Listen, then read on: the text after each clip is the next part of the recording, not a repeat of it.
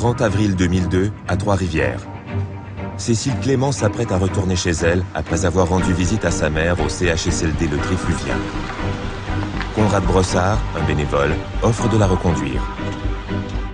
Une fois chez elle, Conrad Brossard la jette brutalement sur son lit. Après l'avoir déshabillée, bâillonnée et ligotée, il la viole. Puis il lui assène un violent coup de ciseau derrière la nuque avant de s'enfuir. Ce jour-là, Cécile Clément vivait ses derniers instants car elle avait rendez-vous avec la mort. Une mort tragique qui aurait pu être évitée.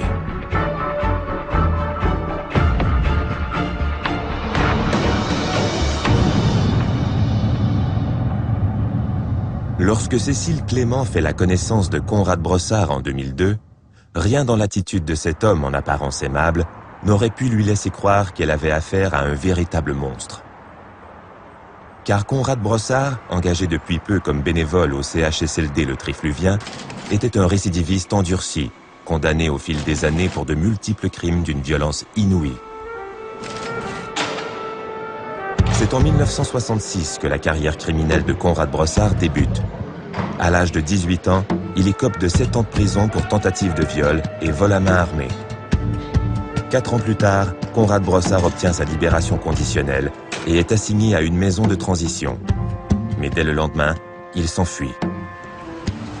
Alors qu'il fait de l'autostop, un homme, André Lahaise, le fait monter dans sa voiture sans se douter un seul instant qu'il n'avait plus que quelques heures à vivre.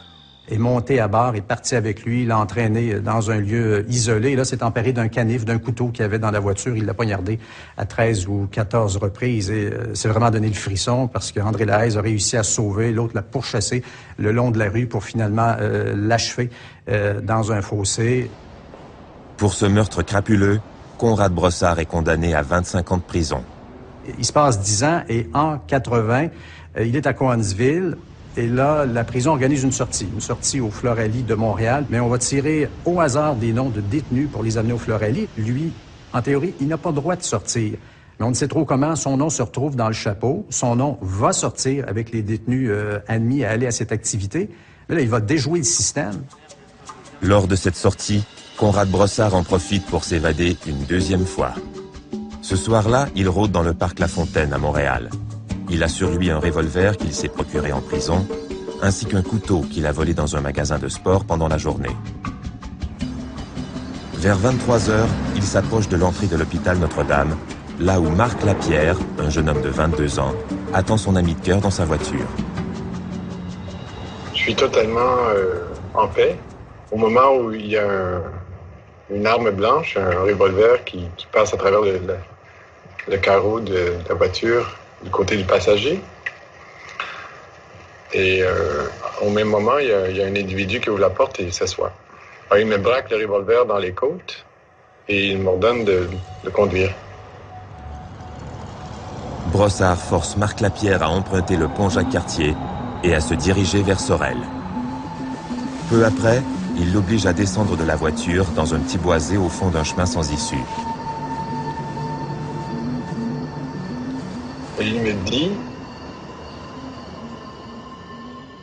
je vais te tirer dans la tête. Et il tire. Mais il a tiré et la balle est arrivée ici. Et j'ai vu le feu sortir du canon et rentrer dans mon estomac.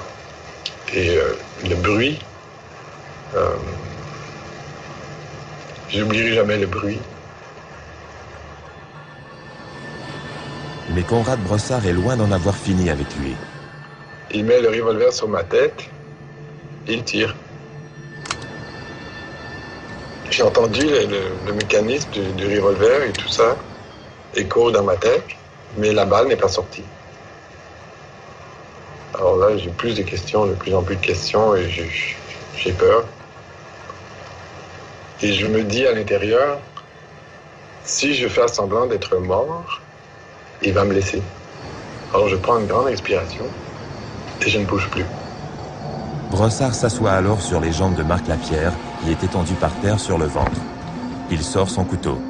Mettons que vous imaginez un boxeur qui est assis sur vos jambes derrière, il commence à boxer, mais au bout de ses gants de boxe, il y a un couteau. Alors, c'est pas seulement une lame, mais c'est aussi un coup de poing à chaque fois. J'ai les yeux fermés. Il continue. Il continue à s'acharner sur moi comme ça. Et je leur donne 13 coups de couteau. Laissant Marc Lapierre pour mort, Brossard s'enfuit à bord de sa voiture.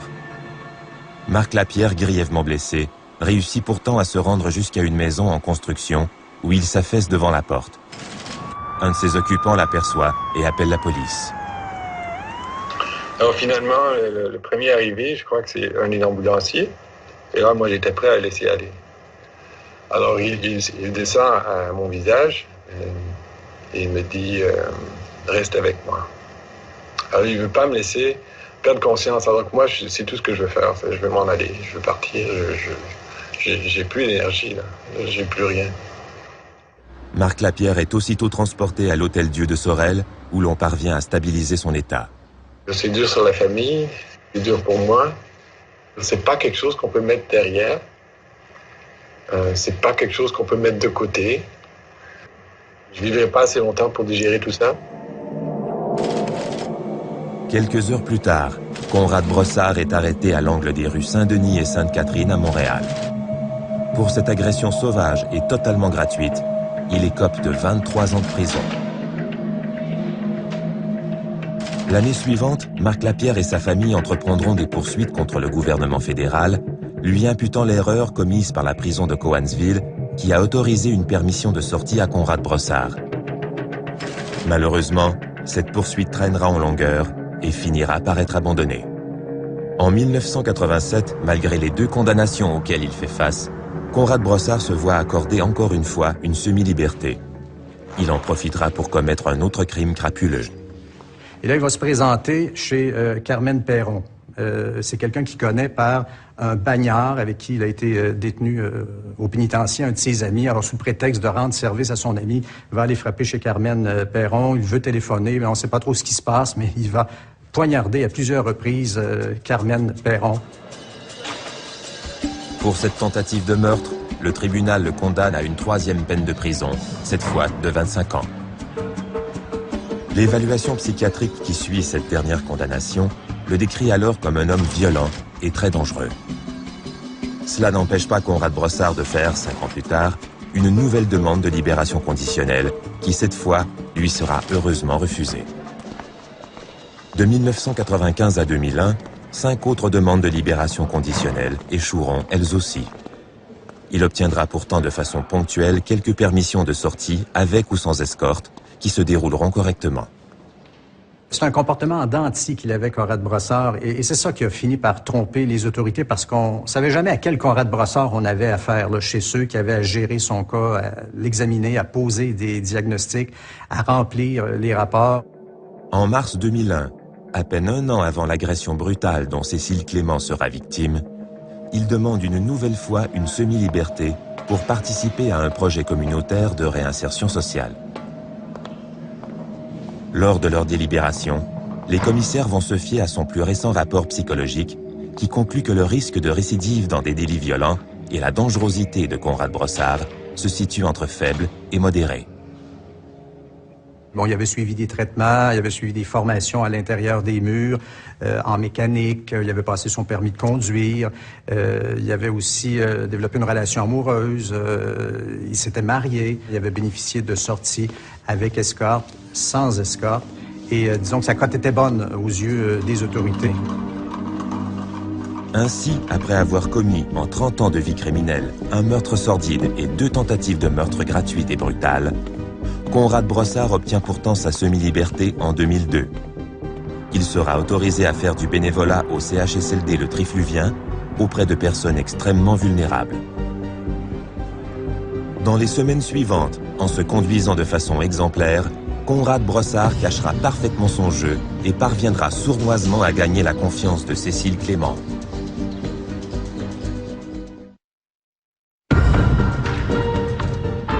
Conrad Brossard, malgré 30 ans de vie criminelle ponctuée d'un meurtre et de 2 tentatives de meurtre, s'est quand même vu accorder en 2002 une semi-liberté pour agir comme bénévole au CHSLD Le Trifluvien à Trois-Rivières. La direction du CHSLD a pourtant été avisée que Conrad Brossard avait déjà été condamné pour meurtre. Malheureusement, le dossier criminel de Brossard qu'on leur a présenté était loin d'être complet. On se retrouve avec une feuille, puis il y a 3 lignes décrites. Alors, sur ces 3 lignes-là, je sais qu'il avait fait des crimes crapuleux. Je sais aussi que depuis 10 ans, à la prison, il s'est impliqué. Il a fait des formations. Il a fait des formations comme cuisinier. Il a fini son secondaire 5. Il s'est impliqué dans la pastorale. Il a appris à jouer d'un instrument de musique, là. Puis, je sais aussi qu'il s'est marié au mois de juin. À Trois-Rivières, Conrad Brossard demeure à la maison de transition Radisson et il doit y retourner dès qu'il quitte le CHSLD le Trifluvien. Il est aussi soumis à plusieurs conditions. C'est des conditions usuelles, ne pas fréquenter de bars, ne pas prendre de stupéfiants, ne pas fréquenter d'individus criminalisés et surtout à respecter ces conditions de semi-liberté et revenir à la maison de transition sitôt son service bénévole terminé. Mais comme il est marié, son épouse a le droit de lui rendre visite à cet endroit. Sa femme, c'était une dame qui était plus âgée que lui, peut-être 20 ans de plus que lui, ou 18, quelque chose comme ça. Elle était vraiment plus âgée. Elle l'avait rencontré, elle, en prison. Elle avait été le visiter. Elle faisait du bénévolat là-bas. À la maison Radisson, les conditions de vie sont strictes et Conrad Brossard doit suivre un horaire minuté. Les heures d'autobus étaient comptées. 5 minutes après, il devait être à la résidence. Quand il repartait de la résidence, il devait aller tout de suite à la maison Radisson. Puis ça aussi, c'était compté. S'il arrivait en retard, là, plus que 5-10 minutes, c'était considéré comme une évasion. Ainsi donc, le 6 février 2002, Conrad Brossard se présente au centre Le Trifluvien pour commencer son travail de bénévole auprès des personnes en perte d'autonomie. Il est intégré à l'équipe de récréologie du pavillon Cook. Or, tous les mardis, Cécile Clément rend visite à sa mère âgée, qui est justement hébergée au pavillon Cook. À cette époque, Cécile Clément a 52 ans. Divorcée depuis 2 ans, elle vit seule dans son petit appartement de la rue Émile-Jean à Trois-Rivières. C'est lors de ses visites au pavillon Cook qu'elle fera la connaissance de Conrad Brossard. Nous autres, on a beaucoup de participants aux activités. Alors, ils nous aidaient à installer les salles. Il préparait le café, il nous aidait à passer les collations, il a fait manger des gens. Il a toujours été très, très à sa place avec les résidents, les résidentes. C'était un monsieur, là, qui était... oui, il pouvait avoir l'air d'un bon bénévole. En avril 2002, Conrad Brossard travaille depuis déjà 2 mois au pavillon Cook. Et il ne s'attire que des compliments. Il était populaire auprès de certaines femmes. Je peux pas dire tout le monde, là, mais de certaines femmes. Il y en avait qui étaient en amour. Vraiment en amour. Il a réussi à les ensorceler. Depuis qu'il habite à la maison de transition Radisson, il respecte à la lettre toutes les conditions qui lui sont imposées. Il y avait jusqu'à 5h05 pour arriver à la maison Radisson le soir. Donc, il devait prendre l'autobus, là. L'heure était vraiment précise, à tel coin de rue. Il devait partir et s'en aller directement à l'autobus. Pour le service correctionnel, la réinsertion sociale de Conrad Brossard semble être, jusqu'à maintenant, un succès sur toute la ligne. Moi, il m'a jamais dit non pour rien. Pour aller chercher les gens, faire du ménage, installer des tables, ramasser des chaises.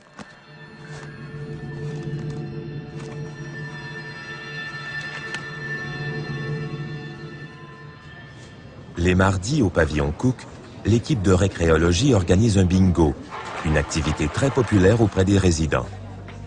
Et comme Cécile Clément vient toujours rendre visite à sa mère ce jour-là, elle l'accompagne au bingo qui se tient l'après-midi. tous les mardis. Elle arrivait bien coiffée, bien habillée. Une madame qui faisait pas de vagues, là. C'est vraiment une dame qui était à sa place, polie, gentille. Or, c'est Conrad Brossard qui a la tâche d'aider à préparer la salle. C'est donc lors des parties de bingo qu'il remarque Cécile Clément pour la première fois. Il m'avait déjà dit qu'il la trouvait belle, qu'elle était une belle femme. C'est sûr qu'il l'a rencontrée à ce moment-là, sûrement pour lui offrir du café, aller porter du sucre, passer des biscuits à la mère, à Madame Clément. C'est à ce moment-là qu'ils ont pu plus fraterniser. De son côté, Cécile, comme tout le monde, le trouve très gentil. Et le fait qu'il soit charmeur ne lui enlève rien, au contraire. Elle me parlait qu'elle le trouvait de son goût. Monsieur Brossard, il pourrait plaire à bien des femmes. Tout le monde le disait. On a du charme ou on n'en a pas. Puis Monsieur Brossard, il y en avait. Au pavillon Cook, certains ont remarqué que les mardis, Conrad accompagne parfois Cécile à la fin de son travail. J'ai vu Conrad et Madame Clément la semaine d'avant sur le bord de la piste cyclable ensemble en train de parler. Ça devait être au moment où est-ce qu'ils devaient prendre l'autobus parce que je sais qu'il n'avait pas le droit d'entrer en contact avec des gens en dehors du travail. Il prenait l'autobus lui aussi, puis elle a dit qu'en faisant leur trajet, ils se parlaient dans l'autobus. Le lundi 29 avril, moins de 24 heures avant le drame, Cécile confie à son amie Jocelyne son penchant pour Conrad Brossard. La veille, elle était venue chez moi, on en avait parlé. Elle se posait un peu de questions, mais elle trouvait qu'il avait l'air fin. Peut-être toute seule, elle cherchait. Elle aurait aimé avoir quelqu'un pour y tenir compagnie. Puis moi, je l'avais vue, j'ai dit « Ouais, il a l'air fin ». Elle pense même, on ne sait pas comment il s'est présenté, Brossard, mais qu'elle a affaire à un stagiaire en récréologie. Donc, ça va se développer de cette façon-là et quelques fois par semaine, puisqu'il rentrait par autobus, Conrad Brossard, il lui arrivait de se retrouver dans le même véhicule que Cécile Clément. Alors ça a sans doute contribué, si on veut, là, à installer une relation entre les deux personnes. Là. Mais derrière cette apparence d'homme gentil et tranquille, se cachait un redoutable prédateur. Conrad Brossard avait désormais choisi sa proie et il ne lui restait plus qu'à frapper.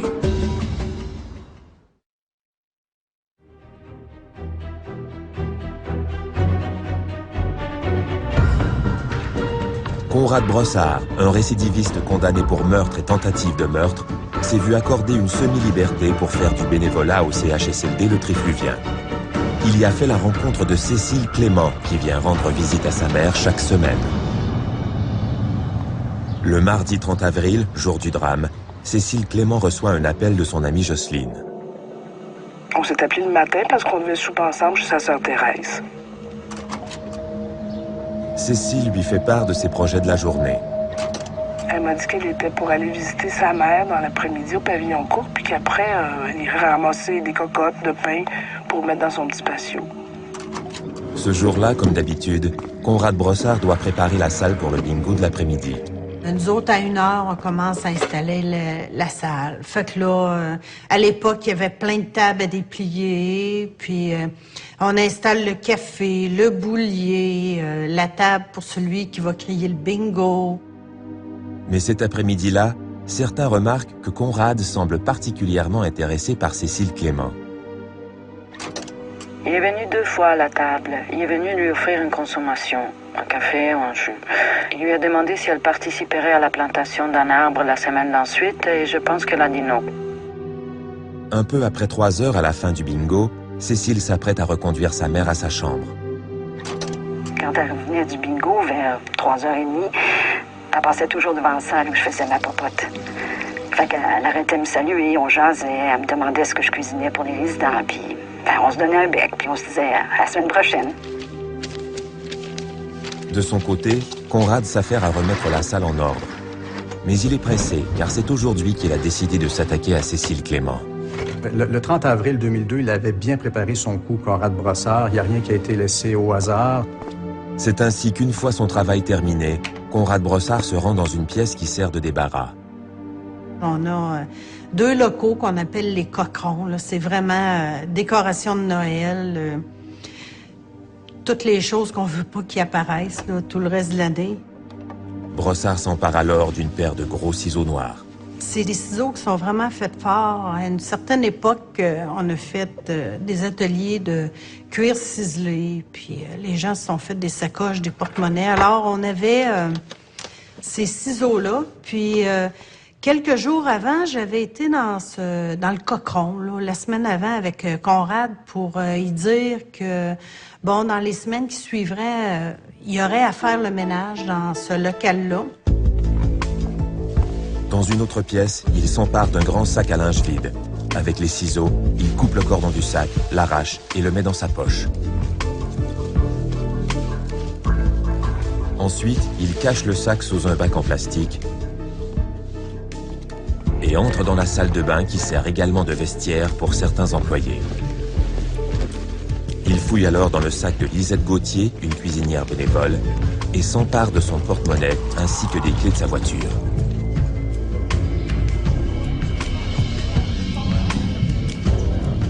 Conrad savait parfaitement que le vol ne serait pas découvert tout de suite, puisque Lisette était occupée jusqu'à 19h ce soir-là. Ce midi-là, M. Brossard prenait une marche juste devant l'entrée principale de la résidence. Fait que j'ai fait un arrêt pour le saluer, puis lui souhaiter un bon après-midi. Il m'a aussi demandé si je faisais toujours mon souper ce soir-là. Mais j'ai dit oui. Ouais, cette journée-là, il est parti plus tôt. On savait pas la raison. Par après, ça me faisait... bon, c'était pas normal. Sur le coup, là, ça bouge tellement que... Bon, il est parti. Il se rend rapidement au stationnement du pavillon Cook. Avec les clés qu'il vient de voler, il déverrouille la portière d'une Chrysler Néon de couleur cannelle et prend le volant. Durant ce temps, Cécile s'est dirigée vers un petit sous-bois tout près de la route. Je l'ai rencontré à 4h-5. Mon auto était juste parquée là. Je l'ai vu ramasser des cocottes. Elle avait son sac, puis elle ramassait des cocottes dans le petit boisé. Conrad a très bien repéré Cécile, qui, après avoir ramassé ses cocottes de pain, se dirige maintenant vers son arrêt d'autobus. Là, j'entends un bruit. L'auto s'en venait. Il s'est avancé encore. Il y a eu un deuxième coup de klaxon, mais là, elle a regardé. Elle n'était pas sûre. Elle s'est avancée, elle a hésité et... Une fois à sa hauteur, Conrad immobilise la voiture pour lui parler. Elle ouvre la porte, puis ils discutent. Comme tout le monde se connaît, ils se parlent, puis là, à un moment donné, elle embarque. Le piège mortel mis en place par Conrad Brossard était sur le point de se refermer.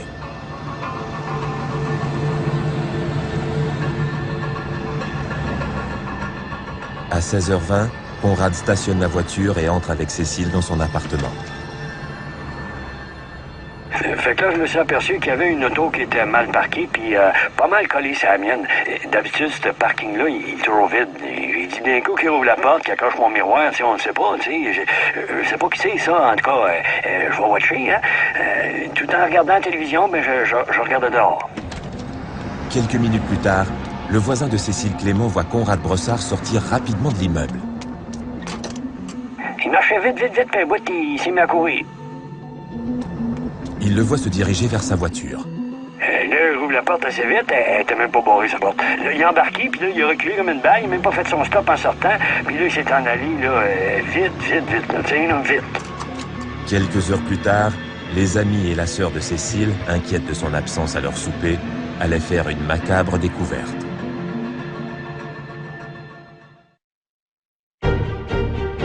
Conrad Brossard, un dangereux récidiviste en semi-liberté, engagé comme bénévole au CHSLD Le Trifluvien, est parvenu, grâce à un plan prémédité, à reconduire Cécile Clément chez elle. Peu de temps après, un voisin l'a vu quitter les lieux de façon précipitée. À 17h10 ce mardi-là, la maison Radisson s'aperçoit que Conrad Brossard n'est toujours pas rentré. Le protocole exige que tout retard de plus de 10 minutes soit signalé aux autorités. Conrad Brossard ayant toujours eu une bonne conduite, on décide plutôt d'essayer de savoir ce qui a pu le retarder. Un responsable appelle donc le pavillon Cook. Mais comme Michel Auger vient de partir pour rentrer chez elle, c'est Lisette Gauthier, la cuisinière bénévole, qui répond et prend le message. Et l'affaire en reste là. Ce soir-là, comme convenu, Cécile doit venir souper chez Thérèse, sa sœur, en compagnie de Suzanne et Jocelyne, deux de leurs amies.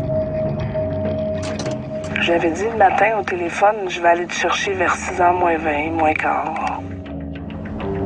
À 17h40, Suzanne et Jocelyne se présentent donc chez Cécile. C'était pas moi qui conduisais, c'était Suzanne. J'ai débarqué de sa vanne, me suis dirigée vers le bloc. J'ai sonné quelques reprises, puis j'ai pas eu de réponse. J'ai ressonné une couple de fois, puis là, dans ma tête, je me suis dit, c'est peut-être en aller autrement.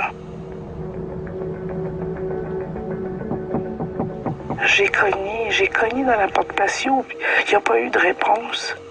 Donc, on s'est en allé chez Thérèse, pensant qu'elle était déjà rendue. Il est maintenant 17h50 et Conrad n'est toujours pas rentré à la maison Radisson. On réalise enfin que ce retard est tout à fait anormal et on avise la police de son absence. Pendant ce temps, Jocelyne et Suzanne arrivent chez Thérèse, la sœur de Cécile Clément, mais cette dernière n'y est pas. Les deux amis décident donc de retourner chez Cécile. Il est maintenant 18h10. Suzanne, elle a sonné. Alors, je sais pas, elle sonnait. Mais moi, j'étais dans les châssis. J'ai cogné dans les châssis. J'ai essayé de forcer le moustiquaire de sa chambre. Je pensais qu'elle était tombée ou quelque chose. Sa fenêtre était un peu entrouverte. Puis j'ai dit, Cécile, c'est Jocelyne. As-tu besoin d'aide? Es-tu malade? De plus en plus inquiètes et ne sachant que faire, les deux femmes retournent une nouvelle fois chez Thérèse. On est entrés, là, on a enlevé nos manteaux, on s'est assis. On était toutes les trois inquiètes. Thérèse, elle avait préparé des petites entrées. On a mangé notre entrée. Elle a appelé ses sœurs. Personne ne l'avait vue. Personne ne savait où elle était. Là, Thérèse a dit, on va retourner voir. On était trop inquiètes. Au pavillon Cook, un peu après 19h, Lisette Gauthier, la cuisinière bénévole, constate soudainement qu'on lui a volé sa voiture. Après avoir contacté la police, elle appelle son ami Michel Auger. Elle m'appelle, puis elle me dit « Hey, Michel, je viens de me faire voler mon auto. » Puis là, elle dit « Tu sais comment je suis distraite, mais elle dit, l'auto est vraiment pas dans le stationnement. » Puis là, elle dit « J'ai appelé le poste de police. » Puis là, ils sont sur une autre affaire. Ils n'ont pas le temps de venir. Il faut que j'aille au poste de police. Elle dit « Viens donc me rejoindre, on va y aller ensemble. » Alors, moi, je pars de... puis elle me dit au téléphone à ce moment-là, elle dit « Hey, j'ai eu un drôle de téléphone de la maison Radisson. Conrad n'est pas arrivé. » Alors, moi, je pars. Je reste à peu près 20 minutes de la résidence à ce moment-là. Puis là, en chemin, je me dis « Hey, Conrad qui n'est pas arrivé, il est sur le coup d'une évasion. » Au même moment, la sœur et les deux amis de Cécile se présentent devant chez elle. Après avoir sonné à plusieurs appartements, elles rejoignent la concierge et lui demandent de leur ouvrir la porte de celui de Cécile. Dans la chambre, une vision d'horreur les attendait. Elle était sur son lit, couchée sur le dos, nue sur son lit, avec les jambes pendantes, puis une jambe un petit peu par-dessus l'autre, avec comme une guenille dans la bouche, une grosse boule. Elle était bâillonnée. Puis là, j'ai vu qu'il y avait du sang. Elle baignait un peu dans son sang, là. Son pantalon et sa culotte traînent au pied du lit. Elle était attachée au niveau de la tête. Je voyais que c'était assez serré, fait que j'imaginais que c'était attaché comme par en arrière. J'ai pris son pouls sur les deux mains, puis là, il n'y avait rien. Il n'y avait plus rien. La concierge, elle a appelé le 911. Thérèse était de l'autre bord du lit, elle pleurait, puis elle disait « Mais qu'est-ce qui se passe? » Là, je l'ai pris dans mes bras, puis j'ai dit « Viens, on va s'en aller dans le salon. » J'ai dit « Cécile est morte. » C'est ça, j'ai dit à Thérèse, « Cécile est morte. » Quelques minutes plus tard, les policiers et les ambulanciers sont sur place. Mais pour Cécile Clément, il est trop tard. Au même moment, au poste de police, la bénévole Lisette Gauthier, accompagnée de son ami Michel Auger, attend de faire sa déposition pour le vol de son auto. Les deux remarquent alors une fébrilité anormale chez les policiers. Les gens au poste de police, ils ont de l'air vraiment très affairés, là. Ils ont comme pas bien le temps de s'occuper de nous autres, surtout d'un vol d'auto. Moi, je dis, j'espère que c'est pas une affaire de meurtre que vous avez présentement, parce que je sais qu'il y a quelqu'un qui vient de s'évader. Alors là, je nomme le monsieur, le policier, il nous croit pas tellement. Puis on y a exactement décrit qu'est-ce qui s'est passé. Surprenamment, les trois, on a dit, il a volé l'auto, puis il est allé tuer quelqu'un. Ça nous est venu spontanément. Pendant ce temps, en examinant la scène du crime, les enquêteurs concluent que Conrad Brossard n'a pas tué tout de suite Cécile Clément. On pense qu'il s'est passé quand même un peu de temps avant qu'il ne commette le crime, parce que dans les indices sur place, on a retrouvé des tasses de café, on a retrouvé des mégots de cigarettes, donc les deux avaient pris le temps de s'asseoir, de fumer. Et ensuite, on ne sait trop, mais on pense que là, ça s'est passé un peu à la surprise de Cécile Clément, parce que les policiers n'ont pas trouvé de traces de lutte dans l'appartement, donc ils l'auraient pris par surprise. Et son arme, à Conrad Brossard, c'était des ciseaux dentelés qu'il avait volés au pavillon Cook, auquel il avait accès dans le cadre de ses fonctions de bénévole, d'homme à tout faire. Dans les jours qui suivent, Conrad Brossard demeure introuvable. La Sûreté du Québec lance alors un avis de recherche. On va savoir que Brossard était parti se réfugier chez des gens avec qui il avait lié connaissance au pénitencier, en Montérégie, à Sainte-Anicette plus particulièrement. C'est là qu'il va être hébergé. Son comportement éveille pas trop les soupçons auprès de ceux qui l'hébergent. Même à un moment donné, il y en a un qui va lui demander « Mais coudonc, t'as de l'air nerveux, as-tu tué quelqu'un? » Conrad Brossard va répondre « Oui », mais l'autre pense qu'il blague alors qu'il dit strictement la vérité. Et un soir, on va voir à la télévision l'avis de recherche, Conrad Brossard, le lien qu'on fait avec le meurtre de Cécile Clément. Il serait la dernière personne à avoir été en contact avec la victime et est présentement introuvable depuis les événements. Les connaissances de Conrad Brossard décident alors d'alerter la Sûreté du Québec, qui l'arrête peu après. Il est accusé du meurtre prémédité de Cécile Clément, ainsi que de vol de véhicule, de séquestration, d'agression sexuelle armée et de possession d'une arme prohibée. La nouvelle de son arrestation fait vite le tour du Québec. Alors, j'étais au restaurant avec mes parents et, vous savez, ils ont les journaux. Alors, je prends le journal. Et sa tête, elle est là, sur la première page. Je n'ai pas mangé ce soir-là et je suis retourné à la maison. Et j'ai pas dormi. En fait, j'ai pas dormi pour les 9 mois qui ont suivi. Après son arrestation, Conrad Brossard se fait donner une raclée par un autre détenu. Gravement blessé au visage, il est conduit à la Cité de la Santé de Laval, dans une aile réservée aux détenus où il est clairement indiqué que tous leurs gestes et paroles sont filmés et enregistrés. Malgré tout, Conrad décide de se confier à son compagnon de chambre, ce qui a permis aux autorités de comprendre un peu mieux ce qui s'est passé lors de la soirée fatidique du 30 avril. Il m'a dit qu'il l'avait déshabillé. J'ai demandé, tu l'as violé en plus? Il dit, ça, je l'ai pas violé, c'est les policiers qui disent ça.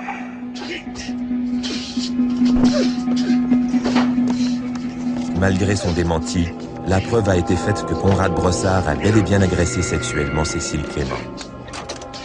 Là, je le confronte avec ça, fait que j'y demande, mais pourquoi tu l'as attaché? Il dit, je l'ai attaché pour pas qu'elle se sauve. J'ai dit, pourquoi tu l'as bâillonné? Il dit, je l'ai bâillonné, il dit, pour pas qu'elle se sauve. Puis, il avait peur de se faire pogner.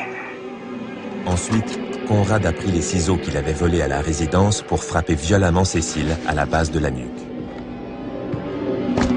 Il dit, c'est des ciseaux que j'avais.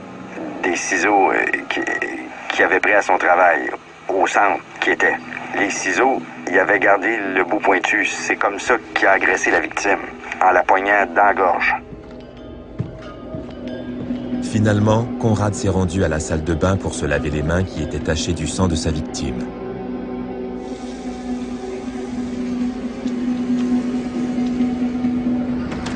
Puis il s'est enfui précipitamment, laissant Cécile Clément se vider de son sang.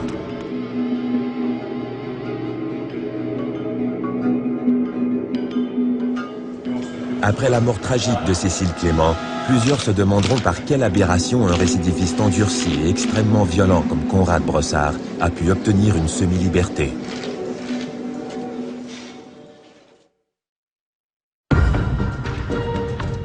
Conrad Brossard, un récidiviste au lourd passé criminel mais à qui on a pourtant accordé une semi-liberté, a violé et assassiné Cécile Clément, une femme qu'il avait rencontrée en faisant du bénévolat au CHSLD Le Trifluvien de Trois-Rivières. Au procès de Conrad Brossard, qui aura lieu en août 2003, on réalisera qu'il aurait pourtant suffi de bien peu de choses pour que ce rendez-vous de Cécile Clément avec la mort ne se produise jamais. En tout premier lieu, les autorités carcérales ont fait l'erreur en juillet 80 de permettre à Conrad Brossard une sortie au Floralie de Montréal, alors qu'il n'y était aucunement admissible. C'est à cette occasion qu'il a grièvement blessé Marc Lapierre, qui a ensuite intenté une poursuite en dommages contre le gouvernement. Si cette poursuite de Marc Lapierre avait abouti, on peut penser que les autorités auraient été plus réticentes à laisser Conrad Brossard ressortir et que Cécile Clément aurait été épargnée. J'ai l'impression que j'aurais pu avoir un impact qui aurait éliminé la chance pour Conrad Brossard d'être mis dans une institution et d'avoir tué quelqu'un. Si on m'avait écouté, on aurait probablement récupéré le reste du dossier pour essayer de comprendre qui il est. Ah, mais c'est un psychopathe. Et un psychopathe, il faut que tu aies le dossier au complet. Parce qu'un psychopathe, c'est quelqu'un qui peut broder sa réalité et vous en berlipicoter. Il peut construire une histoire à partir de rien. Et c'est un tissu de mensonges et c'est un manipulateur. De plus, si la direction du Trifluvien avait su à quel point Conrad Brossard était dangereux, elle n'aurait jamais accepté de l'accueillir comme bénévole. Lorsqu'ils sont venus me voir avec les 3 lignes sur la feuille pour décrire M. Brossard, s'il aurait dit qu'il avait fait une tentative d'évasion quelques années avant, est-ce que je l'aurais pris? Si ça aurait été d'autres détails qui auraient été donnés, je l'aurais pas pris. L'agent des services correctionnels avec qui je travaillais depuis plusieurs années, c'est vraiment quelqu'un de bien. Lui aussi, je pense qu'il s'est senti berné avec ça. Il arrêtait pas de s'excuser auprès de moi. Je l'ai vraiment senti, lui aussi, qu'il avait pas toutes les informations. C'est vraiment... moi, ça l'aurait changé quelque chose. Bon, eux autres, pourquoi est-ce qu'ils l'ont pas dit? Pour des raisons difficiles à comprendre, plusieurs informations ne figuraient pas au dossier de Conrad Brossard, notamment le fait qu'il ait commis 2 tentatives de meurtre extrêmement brutales. L'une sur Marc Lapierre en 1980 et l'autre sur Carmen Perron 7 ans plus tard. Je sais que les intervenants dans le dossier de Brossard n'ont pas eu un dossier complet. Mais est-ce que, et ma question, je crois qu'elle est tout à fait valide ici, c'est est-ce que la libération conditionnelle de club, est-ce qu'ils ont eux autres tous les paramètres avant d'émettre une décision? Un petit détail, le jour même du drame, aurait pu sauver la vie de Cécile Clément. Ce jour-là, en effet, Conrad Brossard a quitté son travail beaucoup plus tôt que d'habitude. Si ce fait avait été signalé aux responsables de la maison de transition Radisson, la police aurait peut-être été alertée à temps et on aurait pu le retrouver avant qu'il ne viole et n'assassine Cécile Clément. C'est sûr qu'il était sûrement parti un peu plus tôt cette fois-là pour que je les voie comme ça. Mais je sais que par après, je me suis dit, aurait fallu que je le dise à ce moment-là. Mais on trouve tellement que c'est un détail, que ça n'a pas d'importance. C'est sûr que par après, on se dit, hey, on aurait pu arrêter ça à ce moment-là, là, juste en dénonçant ce fait-là. Les règles étaient très, très précises là, sur qu'est-ce qu'il avait le droit puis qu'est-ce qu'il avait pas le droit de faire. Et ça, je sais qu'il avait pas le droit de faire ça, puis j'ai comme laissé passer ça. Enfin, le meurtre sordide de Cécile Clément ne se serait jamais produit si la commission des libérations conditionnelles avait bien évalué les risques de récidive de Conrad Brossard.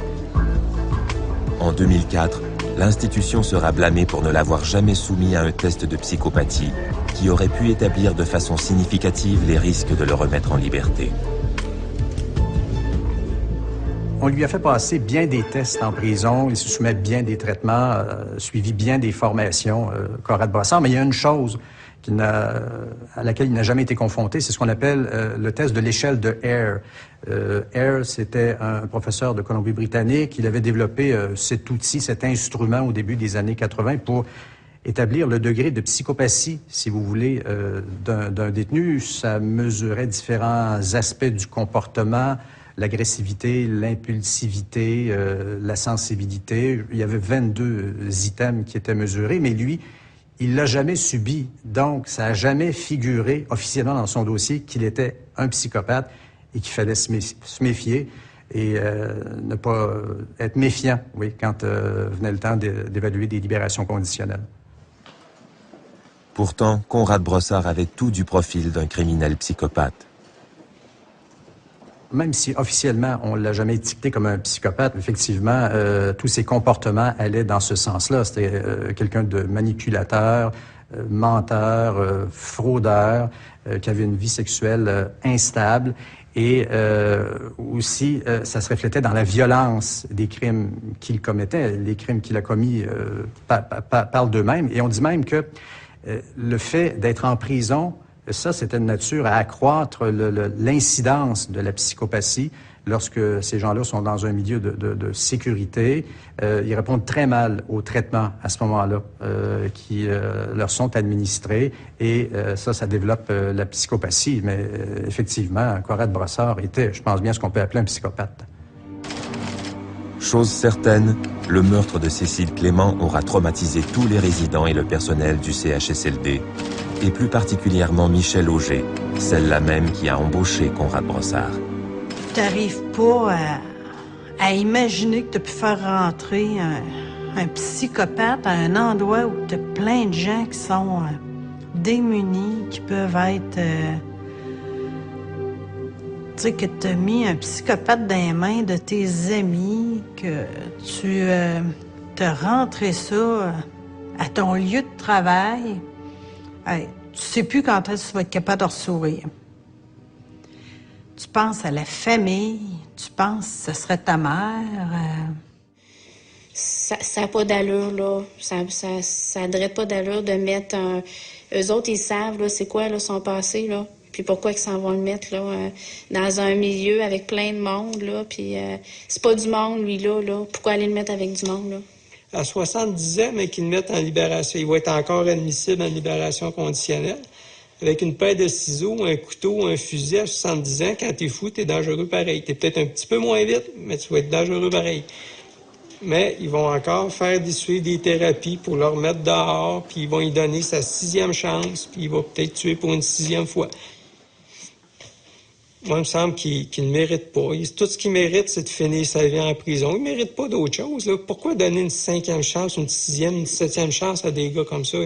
Il m'a donné, il y a des limites, là. Tu as eu ta 2e chance, tu ne l'as pas pris, tu as recommencé. Ben, vis avec les conséquences. Finis tes jours en prison, puis that's it, là.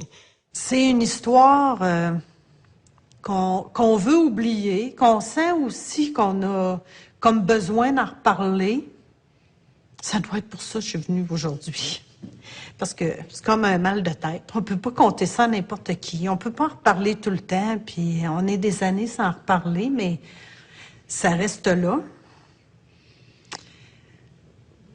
Ouais, avoir su qu'il avait fait une tentative d'évasion, qu'il y avait eu plusieurs crimes crapuleux, avoir su les 13 coups de couteau du monsieur, là.